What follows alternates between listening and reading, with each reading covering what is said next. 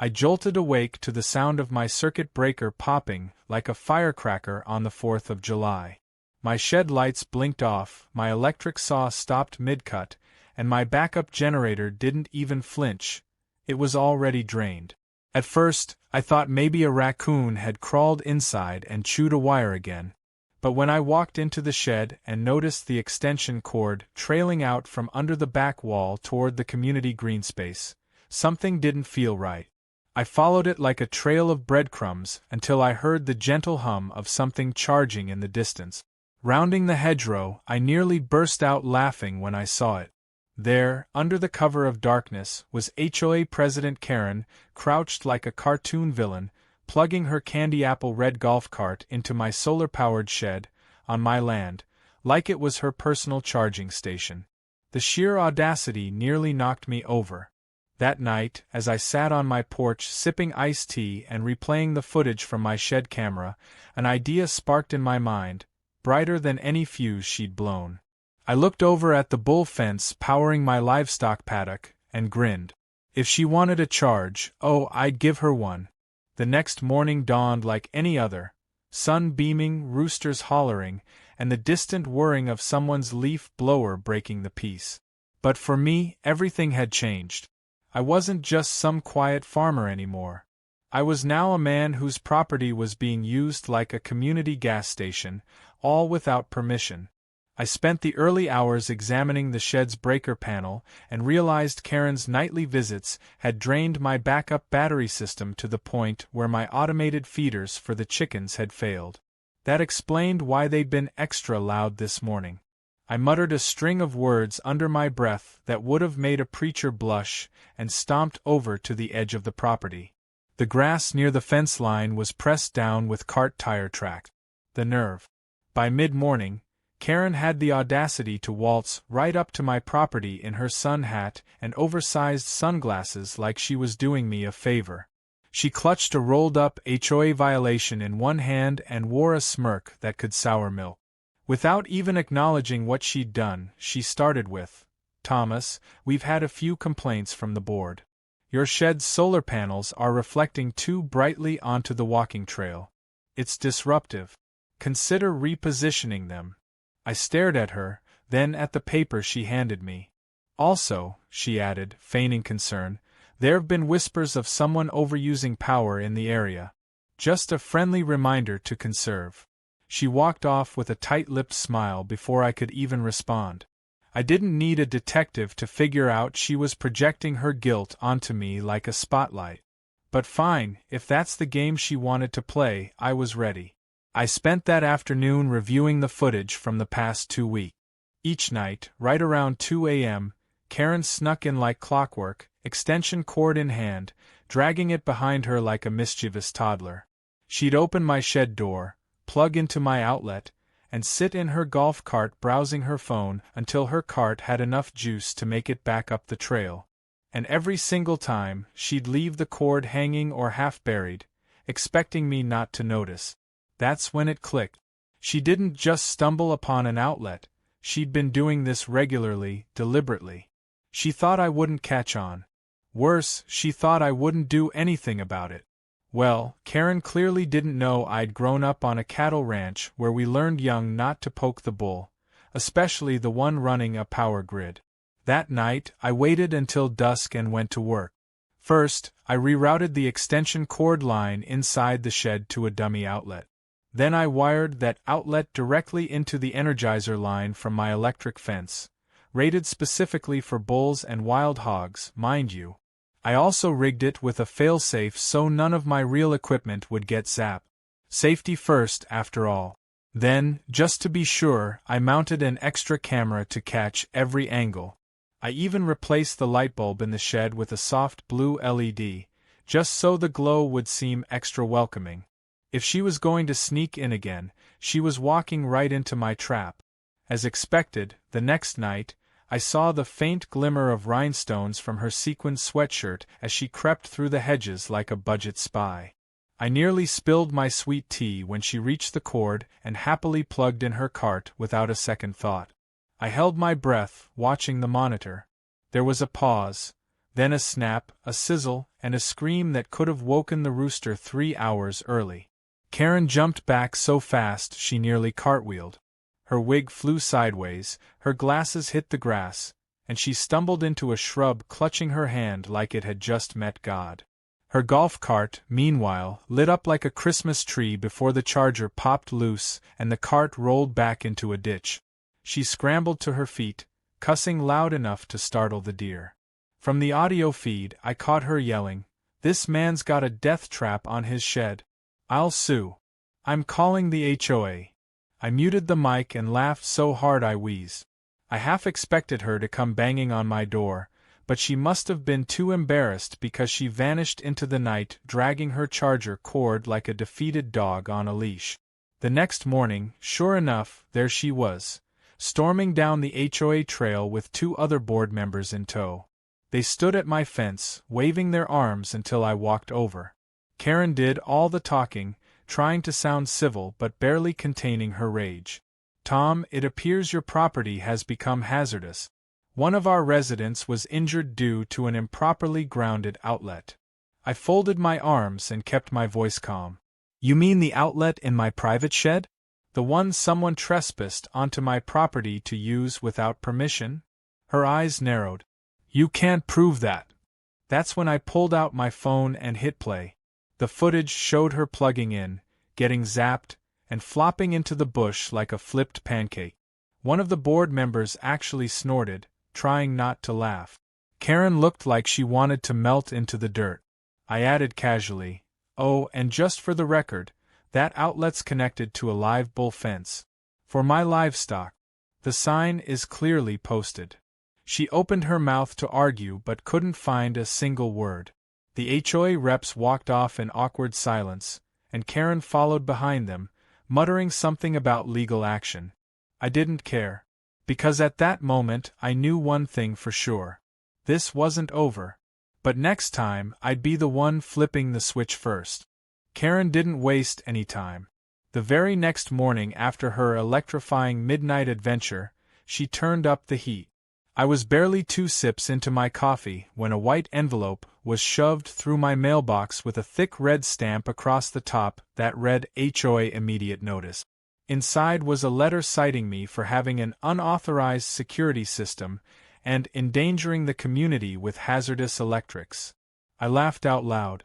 Apparently, Karen's definition of trespassing and tampering with private property had been replaced with victimhood and blame shifting.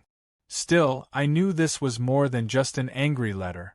This was the opening move in Karen's counterattack, and judging by the fact that 3 more citations arrived within the next 24 hours, including one for having an unpermitted structure within view of the community walking trail, she wasn't planning to play fair. That evening, I saw her standing with a clipboard near the edge of her property, flanked by 2 other HOA members I barely recognized. One of them was a guy named Brent, who had moved in 6 months ago and was rumored to think a hummingbird feeder violated the HOA's wildlife policy. Karen was talking fast, pointing toward my shed, and pretending to be some kind of expert on electrical compliance. I kept my distance and watched from my porch, arms crossed, letting her tire herself out. But the look in her eyes wasn't just annoyance anymore, it was vengeance. She didn't just want to get even. She wanted to shut me down completely. I got my first taste of her next tactic the following night. Around 9 p.m., just as I was winding down, the power in my shed flickered again. Only this time, I'd already rerouted the circuits and backed up the system. Nothing fried, but the spike was enough to set off a few alerts. I checked the monitors and, sure enough, someone had tried plugging something in again. But it wasn't Karen. This time it was a kid, probably no more than 16, clearly sent as a proxy. He looked nervous, glancing over his shoulder as he dragged a new cord from the cart path. I caught him just before he could touch anything and shouted out the window, causing him to bolt like a scared rabbit. The message was clear. Karen wasn't finished. She was just outsourcing her dirty work. The next morning, I walked over to the community bulletin board, just to see what else she might have cooked up. As expected, there was a new flyer. Community Electrical Safety Alert in all caps, complete with a grainy photo of my shed taken from a zoomed-in cell phone camera.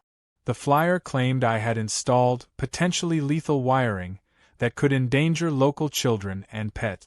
There was even a call for signatures to temporarily suspend my solar setup until a third-party inspection could be performed. It was pure slander, but I knew Karen was banking on fear and ignorance to rally the neighborhood. Unfortunately for her, I wasn't the type to play defense for long. That same day, I called the county's electrical inspector and agricultural compliance officer, both of whom I knew personally through my work with local farms. They came out within 48 hours and gave my entire setup a glowing report. Not only was my shed's power grid 100% compliant, but they were also impressed by the energy efficiency of my design and the redundancy of my livestock protection systems.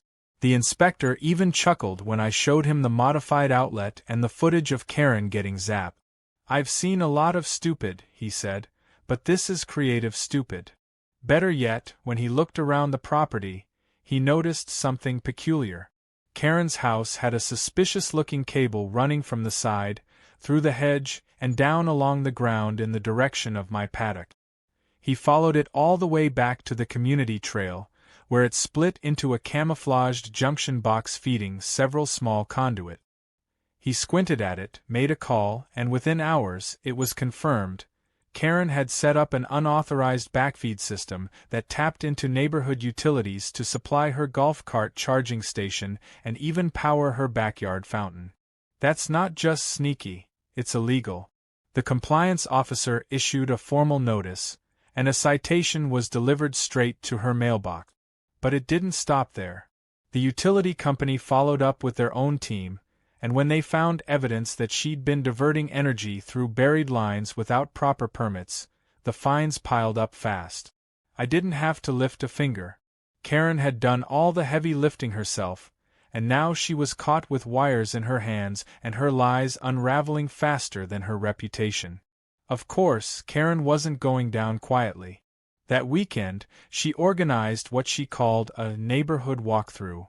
It was basically just a poorly disguised mob dragging clipboard-toting residents past my property while she pointed at things like my garden fence, the color of my tool shed, and even the sound of my wind chimes. She had a lot to say about visual pollution. I sat calmly on my porch the whole time, sipping lemonade and waving every time they passed. My dog, Scout, added his own commentary with a perfectly timed bark every time she gestured at my shed.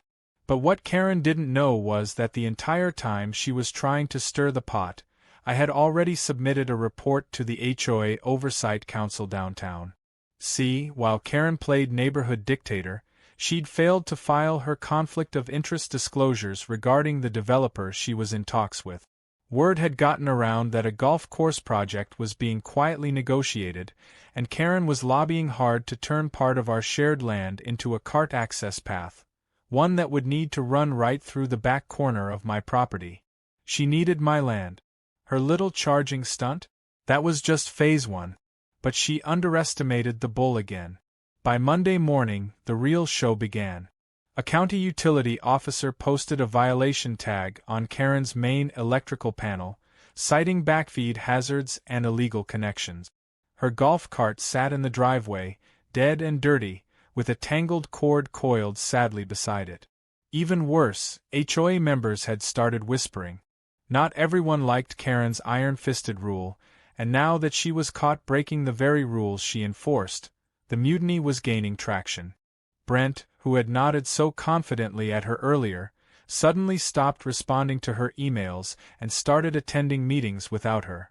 I knew she'd try to retaliate again. That's what people like her do when they lose control.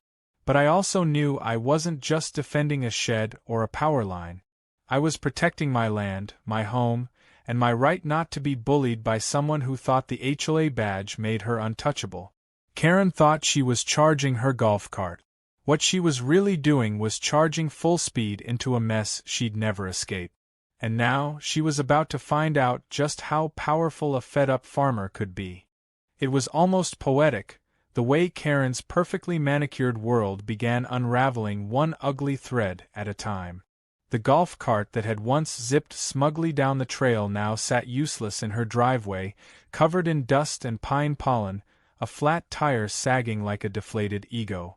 Her HOA flyers were slowly being peeled off the community board and replaced with notices from the utility company about energy audits and fines for noncompliance. But even with the walls closing in, Karen wasn't giving up. She was just shifting tactics, and this time, she was aiming to drag me through the mud along with her. 2 days after her backfeed setup was discovered and shut down, I got a certified letter delivered to my porch by none other than Karen herself. She didn't say a word, just smirked and held the envelope out with 2 fingers like it was a summons from the Queen herself. I took it and shut the door without blinking. Inside was a formal notice of intent to pursue legal action. The document claimed emotional distress, bodily harm, reputational damage, and a laundry list of half-truths dressed up like legal arguments. According to her, I had intentionally set a malicious trap using agricultural equipment meant to cause bodily injury, and distributed surveillance footage without consent for public humiliation purposes. It was laughable, but I wasn't laughing. Not because I believed it had merit, but because I knew Karen was trying to bait me into a mistake. She wanted me to respond in kind, to panic, to lose control. But I had something better than panic. I had preparation. The next morning, I visited my cousin Dean, who happened to be a civil litigation attorney with a special talent for demolishing baseless lawsuits. I handed him the letter, and he didn't even read the whole thing before snorting with disbelief. "She's accusing you of turning your electric fence into a weapon?" he asked, raising an eyebrow. "It's a livestock deterrent. It's not even lethal. It's posted. She was trespassing. This is nonsense." He told me to sit tight and let him handle it. A few days later, he fired back with a formal response reminding Karen's attorney, if she had a real one, that she had been recorded on video committing repeated acts of trespassing, theft of electricity, and unauthorized interference with agricultural property. He also included a nice little warning about the penalties for filing a frivolous lawsuit. That shut things down quickly. But Karen wasn't done making noise. If she couldn't win in court, she'd win in the court of public opinion, or at least, she'd try. That weekend, she printed out dozens of copies of a new flyer. This one had a giant image of her bruised wrist from the shock and a headline in bold letters that read "Danger Next Door."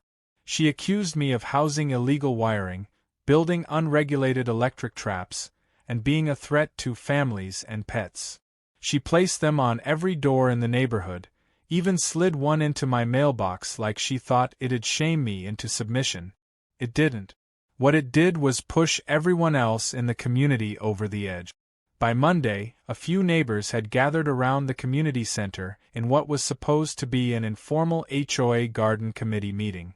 But the topic quickly shifted from roses and mulch to Karen and her warpath. Someone asked, did she really get shocked trying to charge her cart off someone else's property? Another added, is it true she was tapping power lines without a permit? The rumors had already taken root, but now they were sprouting fast. More and more neighbors came forward with their own stories. Karen moving boundary markers, Karen issuing fines over holiday lights, Karen calling code enforcement over a playset. It all poured out. Suddenly, the crowd that once nodded politely at her demands was beginning to look angry. She'd ruled the HOA like a queen with a clipboard, but now the villagers were gathering with torches, and not the polite kind. Brent, the former ally who had stood beside her during her walkthrough, made a quiet but important move. He requested an emergency meeting with the HOA board and proposed a motion of no confidence. That was rare, nearly unheard of, but he wasn't alone. Half the board had gone silent after Karen's utility scandal. The other half looked nervous. Still, protocol was protocol. The motion was approved to be voted on in the next official meeting. Karen didn't take that lightly. That same night, she stood on her porch and shouted into a megaphone. No kidding, an actual megaphone.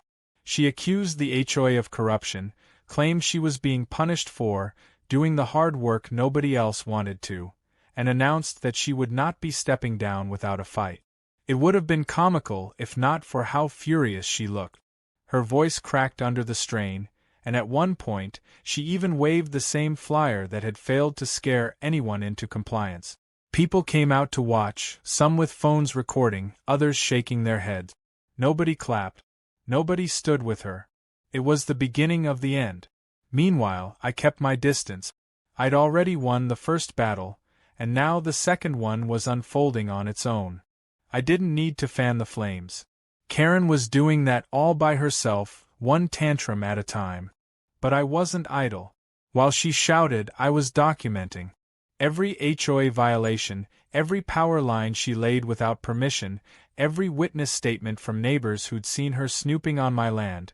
I compiled it all into a neat, time-stamped file. Not to escalate. Not yet. But just in case she tried one more stunt, I'd be ready. And she did. Just 2 nights before the HOA vote, I caught her on my outer trail again. This time she was armed with bolt cutters, kneeling beside my fence like she was about to snip through the wire. Maybe she thought it would make me look unsafe. Maybe she wanted to fake another injury. But she never got that far. Scout barked, lights came on, and my motion sensor triggered a spotlight directly on her. She froze like a deer in headlights, caught mid-crime. I didn't even have to confront her. She dropped the cutters and ran, tripping over her own sandals and vanishing into the darkness. The next day, I filed a formal trespassing report with the sheriff's department. This time with video footage. The deputy who came to take my statement was more amused than surprised. "That lady's got more drama than a daytime soap," he said, shaking his head. "But hey, at least now it's official." Karen was issued a warning and advised to stay off my land entirely or face charges. By the time the HOA vote rolled around, the writing was on the wall. The meeting was packed, standing room only. Karen came dressed like she was giving a campaign speech, but her voice trembled. She gave one final attempt at saving face, talking about tradition, pride, order, and responsibility. But the moment someone asked about the unauthorized wires and the flyer defamation, she folded. The vote came in swiftly. 4-1 in favor of removing her from the HOA presidency. The one vote for her? Herself. As she walked out of the meeting room, her golf cart still lifeless in her driveway, something had clearly shifted. The woman who once barked orders and handed out citations now looked like she was shrinking into the background. I didn't cheer. I didn't gloat. I just tipped my hat to the board, thanked them for the fairness of the process, and walked home. I had no need for revenge anymore. The community had delivered it for me, slow and public, just the way Karen hated most. For a few peaceful days, the neighborhood settled into a rare calm. Karen's megaphone disappeared, the HOA meetings resumed with a level of civility no one remembered existing before, and even the wind seemed to blow a little more softly through the pine trees.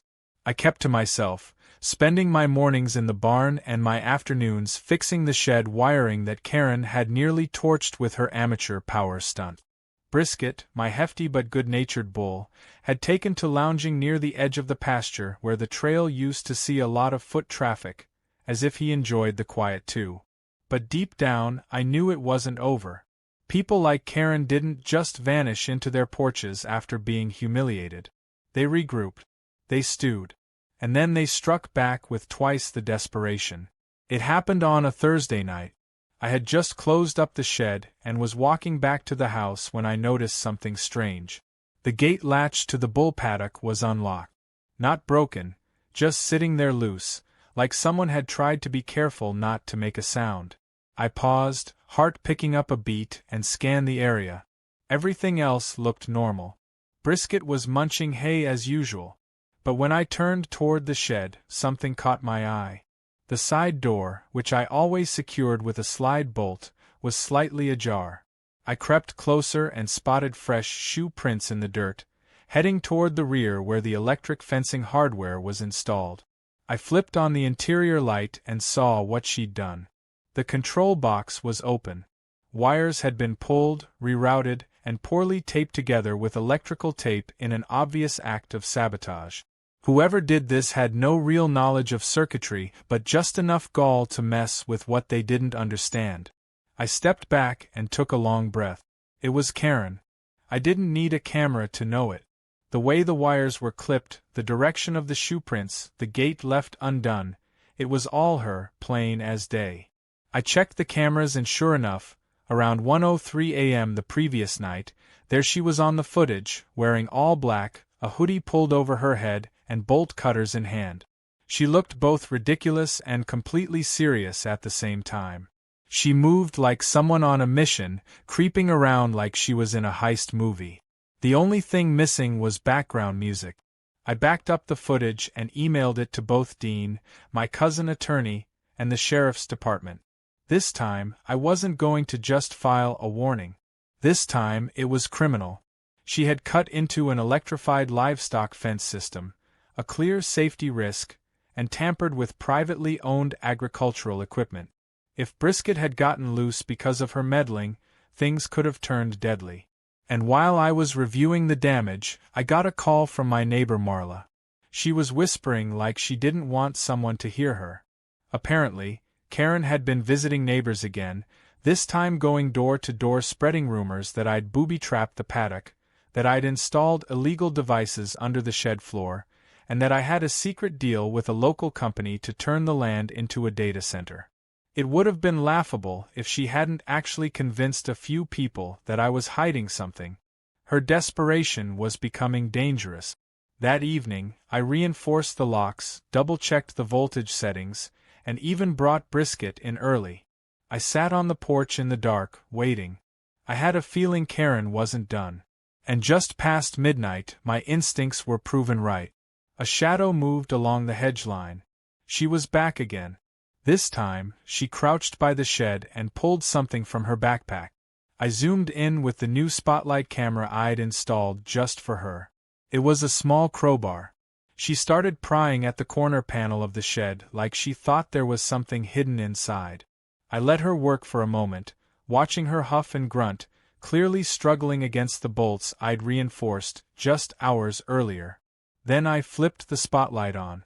She froze. Completely still, like a possum playing dead.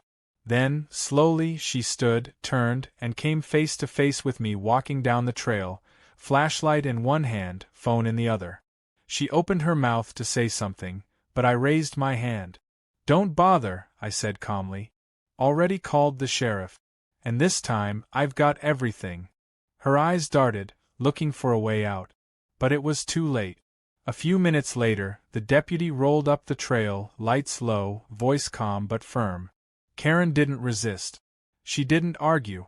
She just stood there, deflated and shaking, hands curled into fists at her sides. The look on her face wasn't rage anymore, it was defeat. Real, raw, and total. The next morning, the entire community was buzzing. Someone had filmed her being led to the patrol car and posted it to the local neighborhood forum with the caption, "HOA President Meets Real Authority." The comments were brutal. Memes spread like wildfire. Someone even edited a photo of her golf cart with crime scene tape around it. The HOA board released a statement distancing themselves entirely, stating that she had acted alone and without approval. Her name was officially removed from the registry within 48 hours. But the fallout wasn't just digital. That afternoon, I got a call from the county permitting office. Apparently, Karen had submitted a request last year on behalf of the HOA for potential land development that would include a paved golf cart path through my back pasture. She'd used her position to push for that trail and had tried to quietly reroute it to align with her proposed plans. She'd even sketched out a layout that required a utility easement, one that would go straight through my bull paddock. She didn't just want access to my power. She wanted my land. Everything suddenly made more sense. The golf cart, the fake violations, the sabotage. This had all been about control. But now, the tables were fully turned. With her off the board and facing legal consequences, the development proposal fell apart. The contractor she was working with reached out to me, hoping to salvage part of the deal. But I had other ideas. I didn't want to sell. I wanted to secure. So I fenced off the rear portion of my property, added a new solar-powered gate, and placed a large, permanent wooden sign that read, "Private agricultural land. Trespassers will be prosecuted. And possibly zapped." And just because poetic justice deserves a stage, I threw a small backyard celebration. Nothing fancy. Just friends, neighbors, and a few curious folks who had heard about the saga. We grilled burgers, set up a projector to replay the footage of Karen's midnight antics, and raised a toast to Brisket, the unlikely hero in a tale of power cords and pettiness. I didn't need revenge. I didn't need to gloat. Watching Karen walk away from the only power she ever had, while her own lies electrocuted every chance she had left, that was more satisfying than anything I could have planned. The air felt different after Karen's fall from her self-appointed throne. For the first time in months, the neighborhood felt like a neighborhood again. No more warning notes about flowerbed violations, no clipboard-wielding patrols scouring for wind chimes or mismatched patio furniture. Just folks tending gardens, kids riding bikes, and Brisket enjoying his now-famous paddock like a celebrity bull who'd just wrapped up his own reality show. But even as peace settled in, the aftermath of Karen's war still lingered. There were loose ends to tie, questions that needed answering, and an unexpected twist that would take the entire situation into stranger territory than anyone expected. I was out by the shed one morning adjusting the fencing voltage, this time with a more tamper-resistant configuration, when a black SUV rolled up the drive. At first, I thought it might be another utility inspector, but when the door opened and a man stepped out wearing a badge around his neck and a serious face, I knew this wasn't a casual visit. He introduced himself as Agent Rollins from the State Infrastructure Protection Division, a department I didn't even know existed.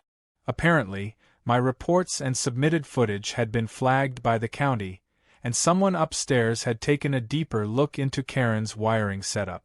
Turns out, the lines she laid weren't just stealing neighborhood power, they'd been dangerously interfering with a municipal relay system connected to emergency communication towers on the other side of the ridge. Agent Rollins explained that Karen had illegally tapped into a buried conduit that carried backup power for the fire department's rural dispatch tower. Her tampering hadn't yet caused a failure, but it had created voltage inconsistencies that triggered automated alert. What she'd done crossed from HOA nonsense into potential interference with emergency infrastructure, a state-level offense. I stood there stunned, mouth slightly open, while Rollins asked if I'd be willing to provide testimony should the case escalate to criminal prosecution. I didn't hesitate. I handed over all the footage, all the reports, and everything I'd documented from the moment I caught her plugging in that golf cart. He thanked me and left with a folder so thick it could have stopped a bullet. Word spread fast. Faster than any of us expected. The neighborhood went from relieved to shocked, then furious. It wasn't just that Karen had lied, cheated, and manipulated, she'd put lives at risk. A few of the more tech-savvy neighbors pulled up infrastructure maps and realized how close she'd come to causing a failure during a storm the week prior. The county sent out an official letter confirming the investigation and outlining the violations found. It ended any remaining shred of sympathy someone might have had for her. If her reputation had been in tatters before, now it was ashes scattered in a windstorm. But in a weird way, Karen's downfall didn't just clean up the HOA, it unified the neighborhood in a way no potluck ever could.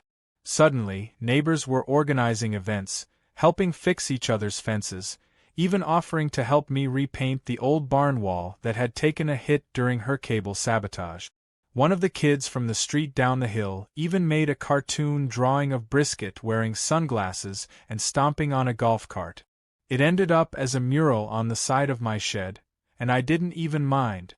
Humor has a way of healing what anger can't. A month after the incident, the HOA held a public meeting to elect a new board. This time, the process was transparent, the candidates were nominated by residents, and the room was packed with more people than I'd ever seen care about local matters. Brent, who had quietly distanced himself from Karen early on, gave a heartfelt speech about accountability, fairness, and rebuilding trust. He didn't try to spin the past or avoid it. He just addressed it head-on. That earned him the role of HOA chair, and judging by the applause, most folks agreed it was the right call. I was offered a spot on the board, too. Several neighbors approached me and said they wanted someone like me there. Calm, rational, and with a good bull if things got out of hand. I laughed but politely declined. I'd had enough HOA politics to last a lifetime. My shed was secure, my power was stable, and Brisket seemed to enjoy his retirement from hero status. I had everything I needed. Let someone else manage flowerbed complaints and pool schedules. But just when I thought the story had reached its satisfying conclusion, one final surprise showed up. This time not in the form of another Karen stunt, but a letter from the very developer Karen had once been secretly courting. Turns out, they still had interest in building a community trail system and wanted to purchase land for a future greenway path. Only now they wanted to negotiate with me directly, respectfully, and with full transparency. And the kicker? They were offering 10 times what Karen had once planned to quietly steal through underhanded deals. I didn't say yes, not immediately. I had grown fond of that stretch of pasture, and the thought of Brisket losing his shade tree didn't sit right. But I also saw the benefit in having a say in what happened next. So instead of selling, I proposed something better. I offered a lease agreement for a small, defined corridor of land that wouldn't disturb the animals or the fencing, with the condition that the path be open to the public only during daylight hours, remain quiet use only, and contain educational signage about agriculture and solar energy. To my surprise, they agreed. In the end, what started as an attempted power theft led to a deal that benefited the entire community, on my terms, not hers. Karen, meanwhile, vanished like fog in the sun. Her house was eventually listed for sale, her name removed from every community register, and no one ever spoke of her golf cart again, except in jokes and cautionary tales. She became a local legend for all the wrong reasons, a living example of how power without principle always short-circuits.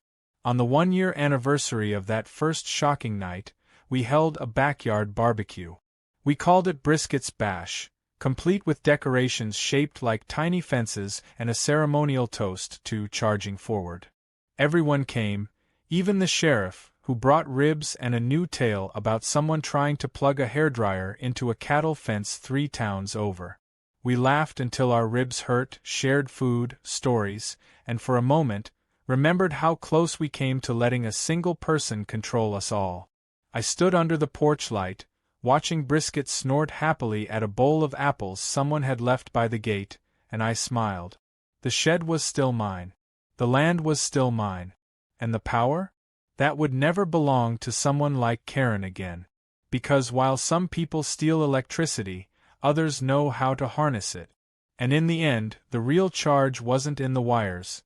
It was in standing up for what was right, no matter how outrageous the storm.